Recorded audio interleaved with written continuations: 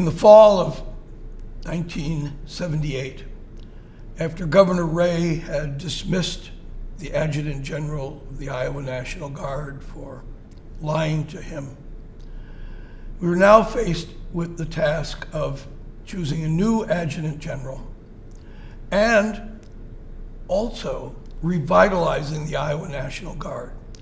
It's hard for individuals 40 years later to realize that the Iowa National Guard in 1978 was at the absolute bottom of ranking of all the state National Guards in America. It was something like 56% of strength. The Air Guard flew jets, planes, was at full strength, but the Army National Guard had fallen on terrible times as a result of poor leadership. A number of young officers, led by a major named Tommy Thompson, came to see me. After all, I was brand new, and they said, "We want to tell you about the Iowa National Guard, want to tell you about the excellent officers," and some of them are here with me today, but others are in leadership position. There's been cronyism, there's been inbred selection, and as a result, the leadership in many, many areas of the Army National Guard was not what it needed to be and was not inspiring, not bringing young people in. This was a powerful message to me, and I was listening to them. I listened to young officers, and they finally had somebody in the governor's office in a high place to come and see. So we began search for individuals to fill the role as the new Adjutant General. And we interviewed the Air Force Brigadier General Roger Gilbert, who I had called and told him he was temporarily in charge of the Guard. He was so tough, honest as the day is long, dedicated to the service. And we identified another officer named Warren Bud Lawson, graduate of the University of Iowa, had played football, active duty career in the United States Army, had a brother also from Fairfield, Iowa, who had risen to be a 4-star general in the United States Air Force. Very distinguished family, great history of service to our country. And I went to see the governor after we interviewed them, and I said, "I think that we have here a package that can lead the Guard and turn the situation around.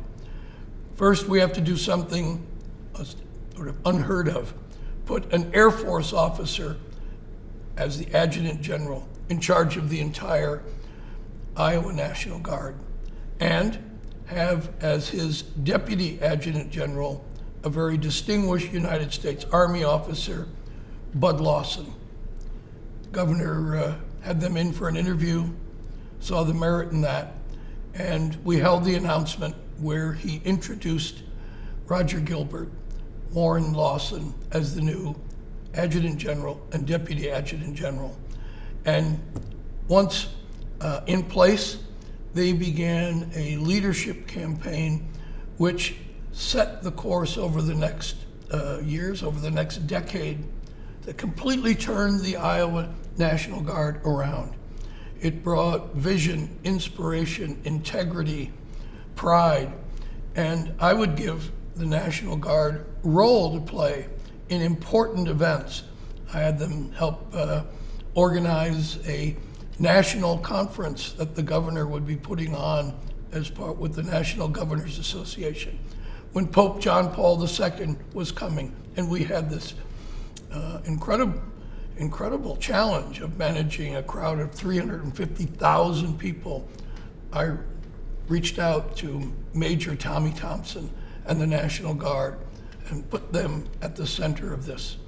And General Bud Lawson and I would go around the state giving speeches, telling people about the incredible history, the distinguished history of the military in Iowa, going back to the Civil War, and making people feel pride in the military establishment, the military organizations that are such an integral part of Iowa history.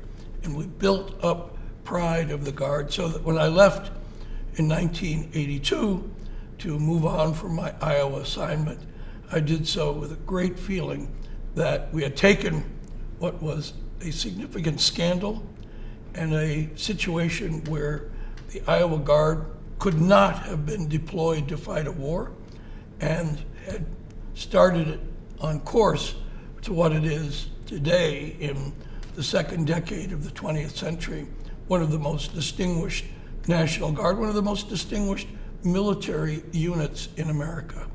I felt great pride in that. And as I left, the director of the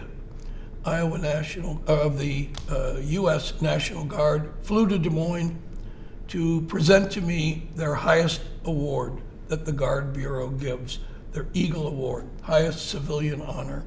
And subsequent to that, Governor Ray came to Europe, where I was assigned in Vienna, Austria, along with Dick Lawson, the four-star general brother of Warren Bud Lawson, and together they presented to me the Department of Defense Distinguished Honor Award for my role in helping turn around the situation of the Iowa National Guard. I'm so incredibly proud of those honors and distinctions, and I'm so proud to have been associated in that way with the Iowa National Guard.